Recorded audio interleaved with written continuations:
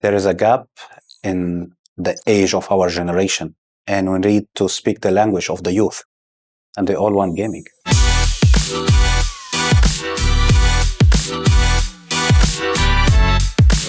Here we do what is behind the scene in esports. So we organize events. Now, in regular investment, we go into ROI, but in digital world, we go after ROE, return on engagement. Why he needs that many phones? It's not just about watching a streamer playing a video game, it's a story. The prize pool of $10,000, at that time it was big. Player in the team, what could be the salary? Professional gamers usually, they train every day, maybe 6-7 hours, just so they become better by few milliseconds. These are medals for Mobile Legends.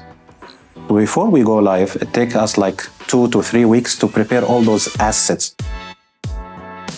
As long as you have a product that can be reached online, gaming is a very good tool to attract a generation of users from 16 to 30. It's crazy to see how many devices, how many people is behind it. So my mother used to tell me, turn off this hell machine, right? And I tell my son now the same. This is episode of your gateway to business, entrepreneurship, and innovation. How many times your parents said, stop playing these games? And today's episode is only about that. The world of esports. It's not just a game, it's a billion-dollar industry. Today's episode of hero, Saeed Sharaf. He's a man behind organization, Esports Middle East, that brings to the next level competitive esports in the MENA region. The potential is huge, but in order to be successful, you need to have a strategy in place, good innovation, and of course, vision. I'm inviting you today to join me and explore how this billion-dollar industry will change the UAE region and what does it mean for the investors, for the business, and of course, for the players. Let's go and check it out together.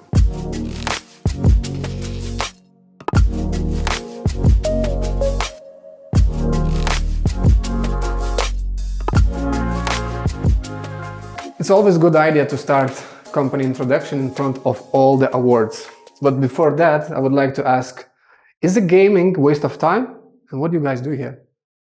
It's partially a waste of time, but it also have a career opportunity for a lot of people in different categories. Well, why do you mention this partial waste of time? Because as a parent, I see that my kid is playing video games, but if there is no clear route that he will become a professional in the video game, then it's time to stop. But if there are, like proper routes, coaching, a path where he can be part of something local or regional or global, then it's a career building. So here we do what is behind the scene in esports. So we organize events, and what you see on screen is basically just the creme de la creme of all this operation. But behind the scene, there are like 40 to 50 people working on the technical, on the marketing, on the live stream. There are talents who are preparing what they want to speak and the story they tell for the audience. And this is basically what we do in this office. So we have here like 15 people, while the rest are working online and in different locations. Speaking about team, is a great place to work helps? I think yes. It means that we are having fun working here, even if sometimes we have to stay for too much late. But as long as you work in something that you enjoy, then I think it's a good sign. And by the way, we are the #1 gaming company in the UAE in terms of ranking and #2 in the MENA region. So what means a big line behind the doors line up that want to join this company? Maybe, yes. Okay. By the way, any quick glance about, I see you have a lot of awards. So these are medals we prepared for a game called Mobile Legends. We made 3 seasons. We launched the game in the region. We made season 1, 2, 3, and this is part of their medal, which we also produced. This is from a company called Tencent Games. It's the largest publisher in the world. We were also helping global events, and we were also sponsoring national federations like Syria, Libya, and others to participate in international tournaments. So those are the loot books, as they say in the gaming terms.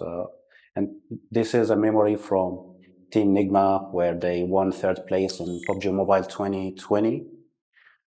We celebrated with them because they were playing also from our facility. And, just like snapshots of a memory, so we can remember it after 10 years. It looks like you know your game for sure. Yeah. So let's take a look. Everything starts with the tournament structure. So we can see the administrator is calling the teams, team 1, team 2, come bring your players, be ready at 7 o'clock, for example, to join the match. He's a community manager, basically. He tells the teams where they have to go, which game lobby, and then they will enter, and this is the gentleman who will have access to those lobbies. So why only he has this fancy chair? Because he's a big boss. Okay, yeah, because in what he does. it's important things to do, yeah. Looks impressive. Yeah, it can recline and can have a massage and it can move his. All right, so then he invites everyone to the right place. Yes, and then the esport manager here, he watches where the players are coming, okay? And then if you look here, you have 3 players in team 1 and then 3 players in team B. And then each one of those now is selecting his character. And it's important that everyone knows what the opponent are taking, so they pick a counter for that. So if someone is, let's say, having fast attack, the other one will be defense. One can heal, one can make support. And why he needs that many phones as well? Because he's also responsible for another team who is working online with him for anti-cheating. So they make sure that no one is using third-party softwares to cheat or to play in an unfair manner. So they can monitor how the behavior of the players. So there's a player's screen. It's not the player screen, but he can move around the game and see. Okay, looks impressive.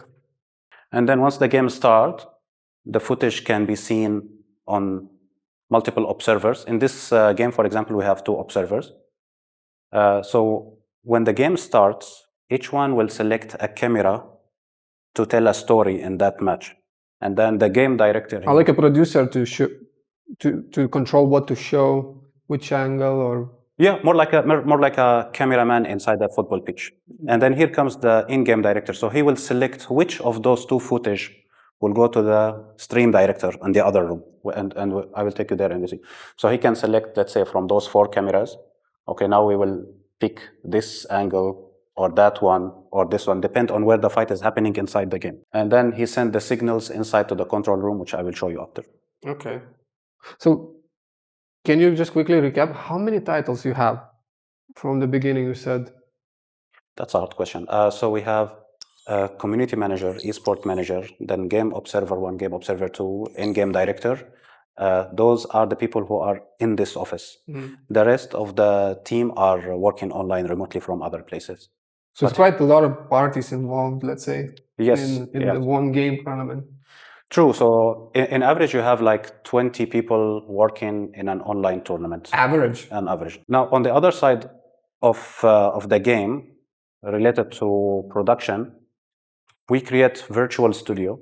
So it's a virtual environment. Instead of building a physical space, we develop it and we develop the camera. So here you can see how the gentleman is doing the programming. So if you press this button, the camera will move like this.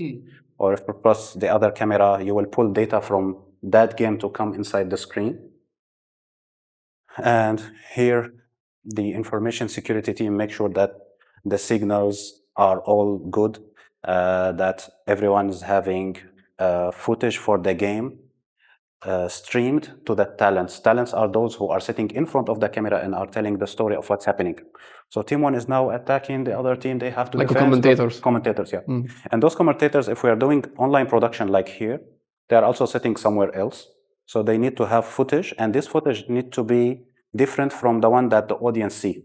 There should be some delay of 3 to 5 minutes to avoid cheating. So this footage here goes live to the commentators, but then the footage from the in-game with the production goes after 5 minutes for the audience on YouTube, Facebook, and to clean up in case anything, yeah? Yeah, to avoid any sort of, let's say, leaking insights of the match. And here we can see how we create this virtual environment. So what the blocks will be, how it will look like. And this is what later is programmed with the other gentleman there. So all this space were rendered by you guys? Yes. Yeah. So he built everything. He's a digital architect. It's impressive. Okay, so then signals feed from this room? So the signal comes from the operation room, from the game director, and it comes here to our main stream director. And from here, he can control all the ins and outs of the show. So let's say we have the game footage coming here, and then we have the casters who are coming remotely watching the game and telling their story. And we have studios here, 1, 2, 3, I will show you. And the host, now we have a famous YouTuber with us. She's presenting this show. Her name is Rima Star. She will be the one welcoming people inside the show. And once all the elements are there, the signal goes to the cloud. So people on YouTube, Twitch, Facebook, TikTok can watch this match and then interact with it with live commentating, chat, do giveaway, they can win some prizes and so on. It's crazy to see, like, I've been in the place where obviously I saw the tournaments, you have a screen and you're watching and enjoying experience. But how many devices, how many people is behind it? Like, is it just this gentleman using that many screens, or is like 2 people? So 2 people. Our studio director is having 15 years of experience in TV. Basically, he tell us what he want to display for the audience. But that's when we are live. But before we go live, it takes us like 2 to 3 weeks to prepare all those assets. Like this player have this number of elimination. This one is the MVP. This one, because when you are live, you don't want to do things manually. You want everything to be automated, ready straight away. This also apply even for tiny details like audio mixer. We use digital because we don't want every time to raise up, let's say, the sound or go down. And then there is other side, which is the redundancy and the backup. In online, in general, in eSport, there are a lot of technicality happening. So you always want to make sure you have more than one line of the internet. So we have 1 gigabyte of upload, and then we have a backup of 500 megabit. And then we have Plan C, which is 5G network. So in case of disaster, we still have some sort of redundancy. So you have like 2 redundancy options. 2 and 1 backup, which is 5G. And then usually in the UAE, the power is stable, unlike other countries inside the region. But still we have backup batteries that can run all the station for like 15 to 20 minutes. So even if something happening, we still can have time to say, okay, guys, we will come back to you after some time. We dash to fix it, basically. What's interesting that you mentioned that people joining from traditional media to, let's say, esports, tournament, gaming, and still skills are required, like similar, to control and direct. Remember when we spoke that, is it a career building or not? Yeah. Because what you see behind the scene is not just gamers. Gamers, you see them in front of the camera playing. But then you need graphic designers, you need 3D designers, you need programmers, you need network engineer, you need information security researchers, you need broadcasters, you need people to handle the operation, the logistics. That's why it looks good, because everything is done in the right way, you're enjoying experience. But behind the scene, there's so many elements that go wrong as well. But and that's on the operational side. On the management side, you also need, let's say, human resources, the finance, the management, the marketing, the social media. Like you said, I was impressed that you said it's around average 20 people working in the tournament. So here we have room number 1. Usually, if we have a host, he can sit here, or if they are 2, they can sit there. They have what we call a caster box. It can control what they hear, how loud they are. They can speak with the director without having their voice going on the air. And also because those are noise isolating, so if 2 people are sitting next to each other, they will not hear each other properly. So he also need to adjust the sound of his colleague, because they will hear him from here. Yeah. Only from half meter to speak with your colleague, you need to click the button. Yes, true. And then I will show you room number 2. So here, beside the audio control, the host can also see what is happening live in this hidden monitor without the need to look away. So if there is a match, she can see that the match just started, so she can give a call. Okay, and now we will move to the match, or she can also see how she look like, or if there is a technical error. So it's a visual communication with the director. You can see yourself. How do you look like? Yeah. And you can control like a different feed? Not from Khaldoon, but I have a mixer for all the voices about the casters, everything here. I change everything. Okay. And what time they start today? After 1 hour, I think after 1 hour and a half. Okay. So they come in advance, kind of prepare and everything, yeah? I see a lot of notes as well. Yes, because she's telling a story, and she have to give insights for the audience. Like yesterday, we saw how Team X, for example, advanced after he did blah, blah, blah, blah, and he scored this amount of points. And, from the previous tournament, he faced the same team, but they advanced. So there is a lot of preparation they do. Some drama, tension. Yes. Yeah. And this is what keeps the viewers staying longer in your live stream. The more they are attracted to the talents, like the host, the commentators, the more they enjoy that. It's not just about watching a game, it's a story. You want, for example, to cheer for Team A from the beginning to the end, and then you have all those emotions if they lost. You have the happiness if they won. There is also being toxic on the chat against the other team fans, It's all part of the story. Like all the journey, yeah. Yeah, true. The story. It's like in every sport, but it's esports, so electronic one. And this is where the analyst usually stands, and his role starts when the match ends. So while the teams we spoke about preparing to join the lobby again, after a match of, let's say, intense action of 30 minutes, players need some rest. So we don't want viewers to drop, right? We want to keep them engaged in the story. So until the process and the next match start, we have like 10 minutes. So how we fill them, this is where the analyst comes. It's like from Olympics, like from World Cup as well, yeah? There's a break time, yes, and then you go to the analyst where like famous people talking about it, yeah? True. Okay. But we try not to put them on a break, on just a countdown. We try to keep them engaged with some content. So this is called a telestrator. Basically, when the game is happening, one of the team members is preparing highlights. Then he sends those highlights. They come once the match finishes within like 30 seconds. And once they are loaded on the screen, the analyst will face the camera, and this footage will go also to the director. And then from here, he can make his comment. So he can say, here it was a wrong attack, because if this player, for example, went to the backside and those two, for example, come from here, then they could have scored the kill faster, but they lost the point because of blah, blah. So he can explain what happened in that match in preparation for the viewers to come to the next one. So that person should as well very well knowledgeable about the game itself.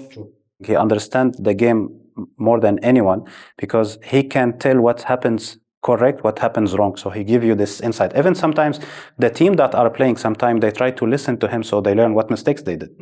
So basically, this is how everything technical is happening from start to finish. But this is just the middle of the product. So before everything happens, we need to promote it. And this is where the influencers come. And they preheat, they say, okay, guys, we have this tournament happening, go register, come join me in the live stream. And when everything is finished, you have this off-shoulder content, team interviews, highlight that goes also on social media. And together, this is a full product in eSport. And you're taking care of everything. And we take care of How long it takes to prepare? When you get sign off, I don't know, from the sponsors, from the brand? So if it's online and we don't have too much complication in the key visuals and 3D design and stuff, I will say like 2 weeks. If it's an offline event and you need to go into venue booking, getting permission from authorities and stuff, then you need like 2 months. Yeah. Sounds good. Yeah. It's a UAE style. 2 weeks and 2 months, yeah? Yeah. Okay. So a little bit of a gap. Yeah. All right. Thank you.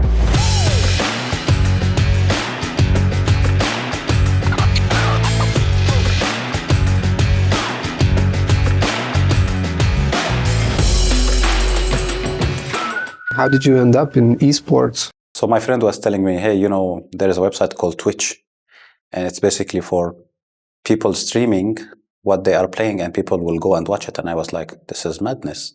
Why would you watch someone else playing? And then from there, I learned for the first time the term esport. But back in the days in Syria, we used to, make a team and then go against the other district or the others. So the concept was there, And then later I learned it's called esport. So from there, we called it Esports Middle East, and with the vision that we want to be a player, an important one in the region. And then we made our first event in Bahrain in 2014, 10 years ago, and we offered the prize pool of $10,000. At that time, it was big. And we got the attention from Sky News Arabia. From that moment, I felt like, there is a lot of potential here. It's not just what we love, but maybe we can do something better with it. Then over the course of 2 years, we made like 4 or 5 events, and we realized, okay, it's enough to spend money. Now we really need to understand how this business works. And I start to Google and how the business of esport works, and I didn't find any answer. Nobody is explaining how it works. So when was that? 2015, 2016. Then I realized it appeared to be it's just about event marketing. So you are creating a product, you are tracking viewership, and you want to monetize those views for a brand. So you tell them, hey, listen, instead of you spend, let's say, $10,000 on ads on Google or on a newspaper, we give it to you digitally so you can actually track something, and you can engage with your fan. You're creating a new kind of different channel.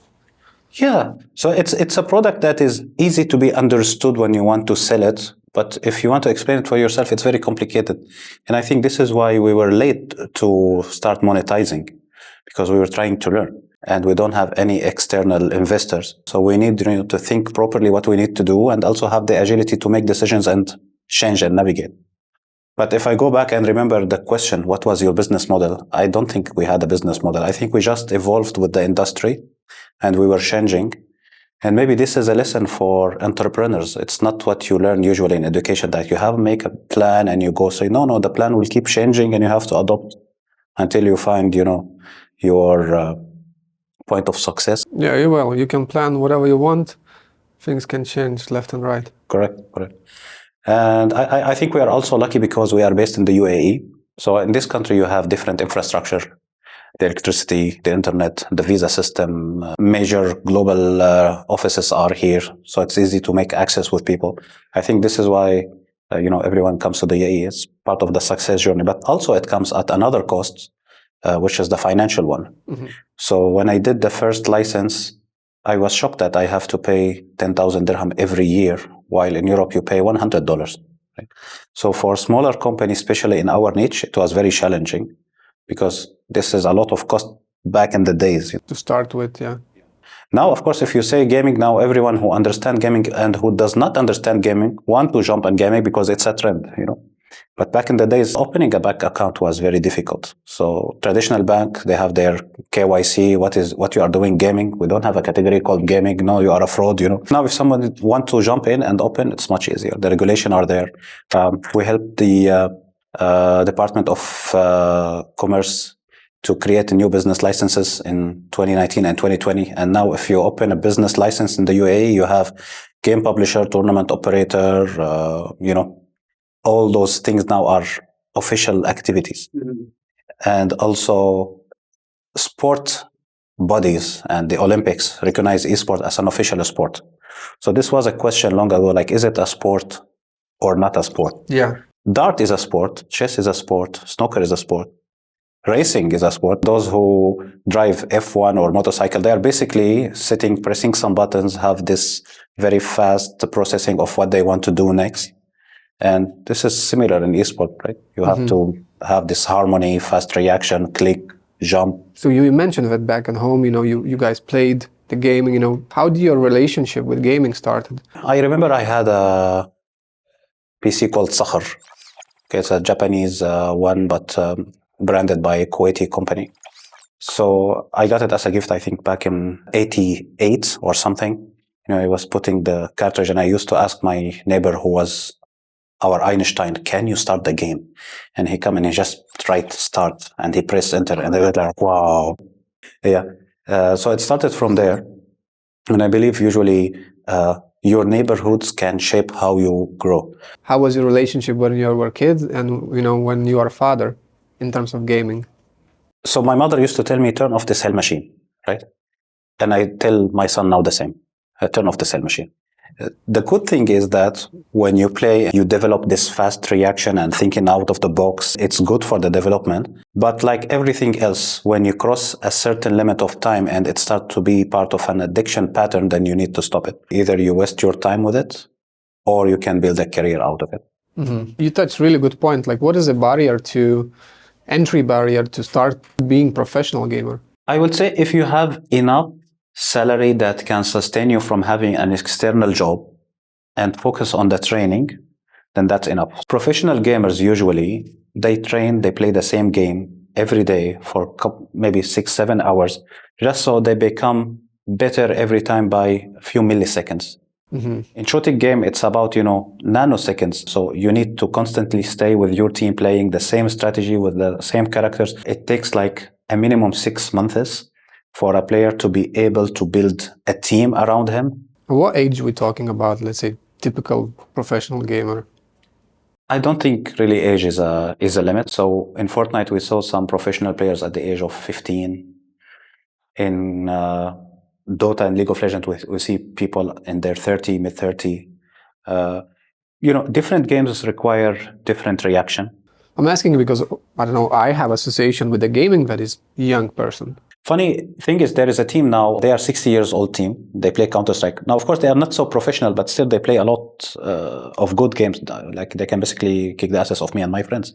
So as long as you understand the game, you understand the end goal of it, and you have this fast reaction and proper communication with the team, you can succeed. When we did the tour, and I was surprised how many different title or job roles you mentioned in your team. But I want to understand, like, what are different as well job titles, and how much can on average earn in esports industry? When it comes to the game itself, if you have a team, how you make a deal with them, right? You say, okay, look, you are a bunch of players. We want you to play under our umbrella. We will give you a salary and you will compete. And whenever there is a prize pool, we will share it. So is a team like a team becomes like a brand, like a company? Think about it like a football team recruiting players. So the prize pool, let's say, usually goes, for example, 60 to 70% for the players, 30 to 40% for the company. In return, the company is paying salaries. They are doing content. They are promoting their players. They are trying to sell this team to sponsors and so on. And then you hire them a coach. So in average, let's say, a cost will cost you a minimum of, let's say, $300,000. We are speaking about low tiers, okay? And then it can be like a couple of thousands of dollars, depend on where your team is competing at which level and what this coach path has been in the past.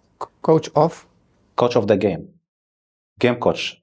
So he tell the players, okay, you need to play with this strategy because your opponent team is playing this. We saw how in that room that the host was preparing. Yes, okay. Yeah, making notes and everything. Exactly. So the coach have the same. And then when you go to higher tiers of teams, when you are competing with a prize pool worth, let's say, millions of dollars, you bring a new staff. So you have psychologist. He's basically here to calm the players before the match, make sure they are confident. Sometimes there are massagers who help the rest because too much movement and pressure happens here for your nerves. Physio, basically, like you're talking like football team. Exactly, and this is why they call it esport. There's some sort of sport.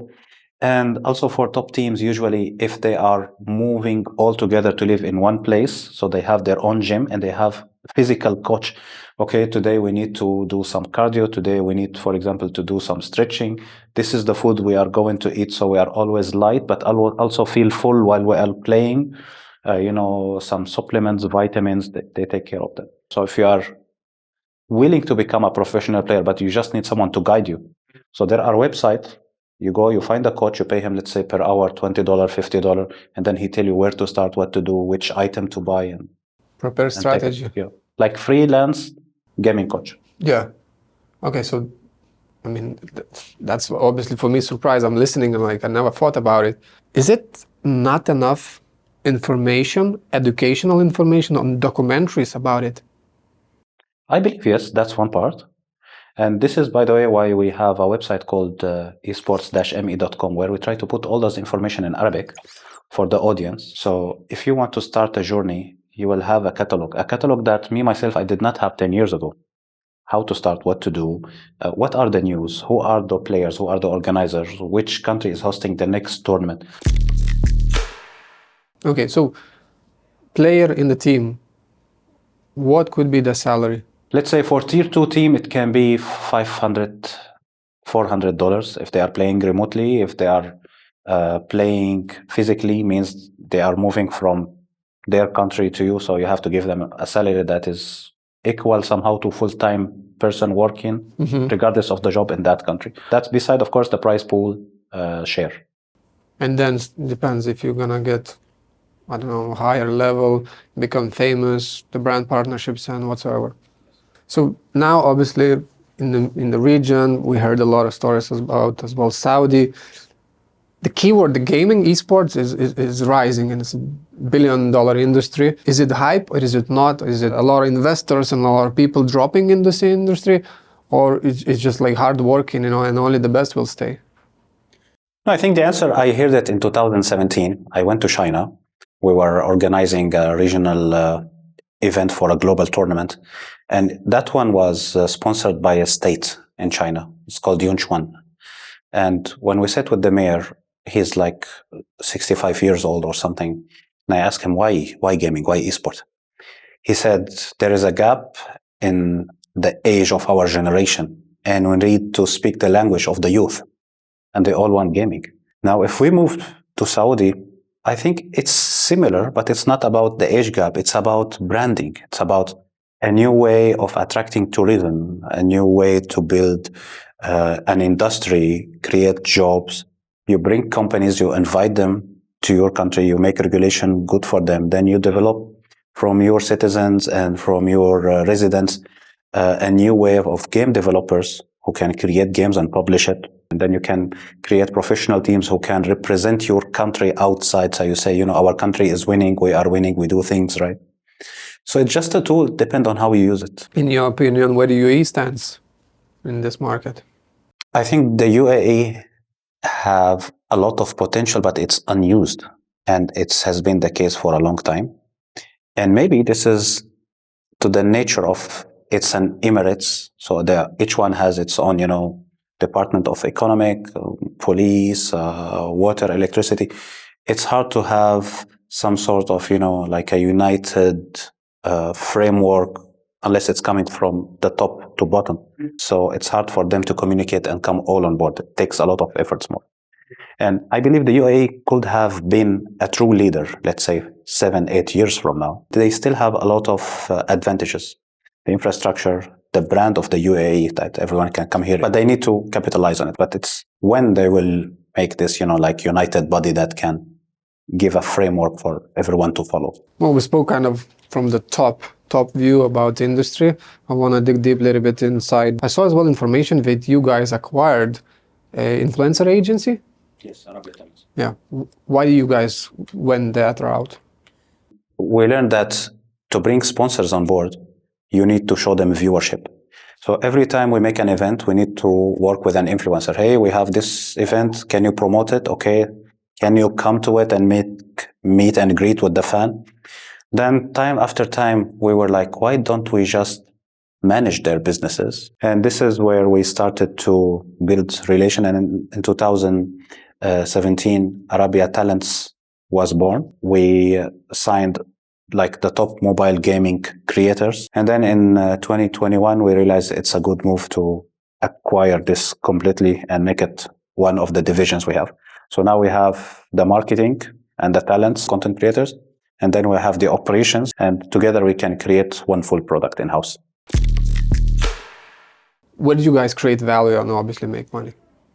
So in the esports ecosystem, you have multiple pillars, right? It starts always with the game publisher because they create the game, they own their intellectual property, and they give the license if you can make a tournament or not. So when this company invests and creates a game, it needs to promote it. So the first source of income comes from them as what they call publisher's fee. Hey, tell people about our game and let them try it. Play a little bit as well, yeah. And then the second part comes when this game becomes popular. This is where events company comes. So they bring those players and the influencers, then they have the live stream and they create this esport event. So the income here comes from brand investments who want to be sponsors, the publisher if you want to support with some prize pool or funding. The venue sometimes can be a host city that will tell you, okay, you know what, you are building a nice event and we want to invest, so you have it in our cities. And then the last source of revenue usually is the food and beverage or anything that you can sell in terms of merchandise inside the event. If it's a digital event, sometimes virtual ticket can allow you to have in-game item that are linked to this event. So exclusive for those who came and watched this game and created basically more viewership and awareness about it. Obviously, one of the revenue streams, you said the brands participating. How does the brands now looking at the esports? Like, do you need to go and do active sales, or brands already know that this is a good opportunity for them to be, part of this ecosystem? So in regular scenario, yes, you have to go there, pitch them, make the sales. For us, we are in a bit different situation. We started to be a white label service provider. So 90% of the chances that we received the job from another agency, that they were able to sell the product, but they cannot deliver it or execute it, right? And not that we selected this path. It just happened that we were in this position and we continued. So our growth was always how to make the product better, how to make the changes all in-house, so we don't rely on third parties, so we can do things faster, better. If you ask me like now what you wish to do, what's the future? Yeah, I would say maybe we do a bigger facility where we can accommodate teams and players who are coming for international events. So we create a training center for them. Physically? Yes. So we can accommodate the event and we can accommodate those people to train and then play. So we can create like a 360 solution for them. Mm-hmm. And can you let me know, for example, how the brand, maybe future brands that thinking about this path of esports, how do they put the math together, how they should think about investment? Why should they go that way? So you are investing, let's say $100,000, and you are getting in return this amount of viewers, this amount of users who came as a lead, to your website, maybe purchase it or not. Or in case of physical event, they got in-hand experience and product testing with what you are doing. A lot of integrations, I guess. Yeah, exactly. So this is basically why those brands will invest. Now, in regular investment, we go into ROI, or return on investment. But in digital world, we go after ROE, return on engagement. So maybe I engaged with your brand in this event, but I did not purchase now. But the next time I needed something, let's say I needed to buy a monitor, I remember, I checked it in that event. It was very smooth. The response time is high. So I will go and top teams playing with that, using that monitor or something. Yeah. So that's that. Now, where's the problem is that many brands come to esports for once and then they leave. They don't find the result. What we suggest them is that you need to build a roadmap for multiple events so that your ROE can be utilized properly. Mm-hmm. And so you build an event, you bring it again, and then you have newcomers and you have returning players, and then you build it third time, and then it snowballs to grow as a product. So look as a long term. Yes, it has to be long term. I see many agencies that does esport do not really understand the product, but they see it as a quick way to make money, So there is hype for gaming. So we go, we do nice pitch deck, we sell the idea, we don't do our promises, then we disappear. And now if you go to Reddit, you go to Twitter, you see a lot of players who did not get paid their prize pool. See a lot of organizers who did not get paid for their job. I heard about these challenges, yeah. This is what harm the industry. This is something somehow common, unfortunately, in our region. I think this is something that has potential to be regulated properly with national federations. If they do the proper setup, they put the law. Think about it as real estate. When everyone started to build off plan, some developers will just collect the money and go. Now they created escort account, right? So they are safe at the government. So we need this sort of regulation to come up as well. Yes. The surprising entry for me were Mercedes-Benz. So Mercedes created also several series of events, and I was asking, you are selling Mercedes, but not everyone can afford the Mercedes, right? But from their vision, which was very long term, they wanted you to say, when I grow up, I will get a Mercedes, or Mercedes is for the best, So it's different approach. And then you see also FMGC brands, like sneakers, Coca-Cola, Fanta, they KFC, come on board. KFC gaming also. Look, as long as you have a product that can be reached online and you can create leads or app download or order online, gaming is a very good tool to attract a generation of users from 16 to 30, which is a majority.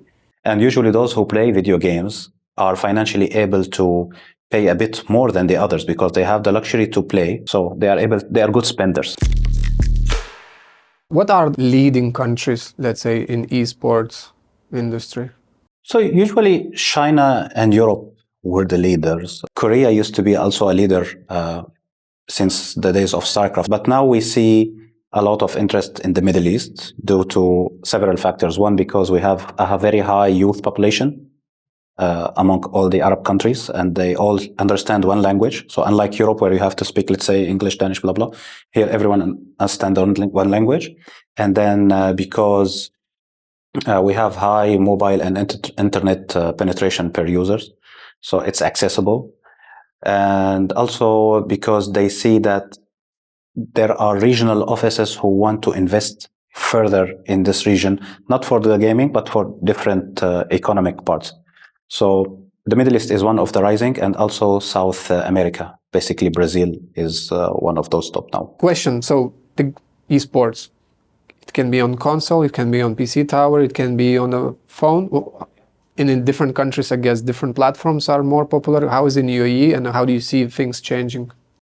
So back in the days, let's say 30 years ago, 25 years ago, we used to play only on PC. So we used to play StarCraft, Red Alert, and Counter-Strike on PC. But in Syria and Levant, also in North Africa, gaming centers are more popular because you are able to communicate with people. The atmosphere is supporting for you to go outside further. But if you go to the Gulf countries, bigger geographical area, less population, higher spending ability. So they go more with console games because they play online. So you see popular games like FIFA, Call of Duty, Fortnite on console devices. Then around the 2019, moving forward, mobile games became more popular. First, because mobile devices now have much more processing power than, let's say, our Nokia and Siemens phones back in the days. They have dedicated graphic cards, they have RAM, they have beautiful fast responding screen, multi-touch inputs. So you can play very complicated video games on your mobile phone. And then it's more popular also in our region due to the infrastructure. So not all the countries here have fiber to the house. Many of them still rely on 3G and 4G networks for faster internet. So mobile is more portable, is connected to faster network. And if you don't have good electricity, let's say like Syria, Lebanon, Iraq, Egypt, then it has its own battery implemented in it. And this also was pushed heavily by the companies, game publishers, to go into this new segment. So now mobile games are on the rise. What is the percentage in your business that you run the tournaments? More likely on the mobile phones or on consoles? No, we are heavily focusing on mobile gaming as a second degree PC game, but not on the console. How does the future look like? Any new technologies? VR gaming, is this a thing, or is it coming, or is it not existing? So the reason why we heavily invest in virtual production, as you notice, because we believe this is the future. It's fast to implement, it's easier to make changes, and it's definitely less cost than creating physical production. Still, physical studio looks more beautiful sometimes, but on the virtual studio, we're able to integrate a lot of data, live results from the game. We are able to bring casters and people virtually and put them as we want. The future might be VR, but this is a little bit long shot. Why? Because the price of VR is still not something that everyone can purchase. Now we see, let's say, Meta announced their glasses with VR, Apple with their Vision, we have PlayStation, the Oculus, HTC Vive, and all those. Maybe in 5 years, when this technology become more affordable and everyone have it, then we will be able to see leagues. For you, for Esports Middle East, what's the future? What's next 5 years? How it look like? Just like 10 years ago, I never thought we will even expand from creating physical event to virtual event to influencers marketing. Now we have like the biggest share in gaming content creators and advertising in the region. 2025 will be a very interesting year because we see now multiple international tournaments from international federations. Then we have the Olympic Games, then we have investments from Saudi, both in creating the events and also in investing in publishers, so the key pillars of the industry. So the business is becoming different, you know. The fundamental of the business are becoming different. And I think 2025 is the year where we need to monitor carefully and see how it will affect moving forward there. Last quick question. So what would you advise for the parents and for the rising kids? Should they go that direction in professional esports or no?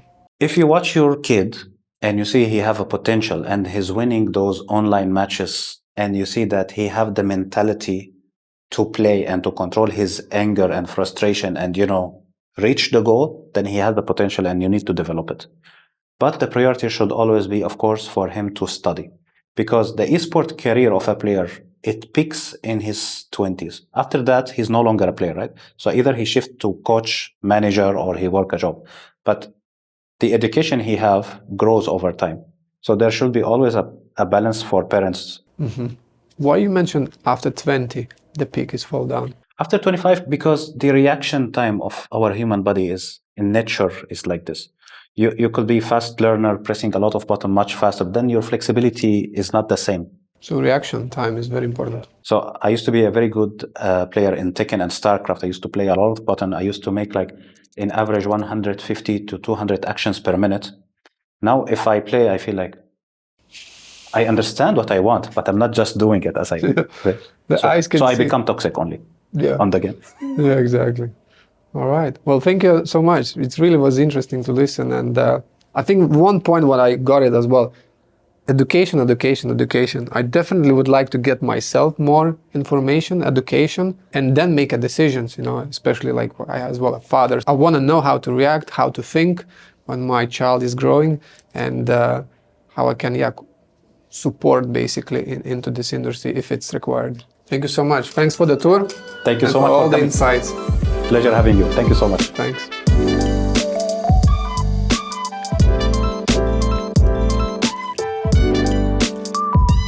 What a great episode. Bunch of grown-ups playing games. It's just a game in the $1 billion industry. The lesson of today is that so many career choices to pick up in this industry, a lot of opportunities. Like they say, find a job that you enjoy and you're never gonna work a day in your life. See you in the next episode. Time to play.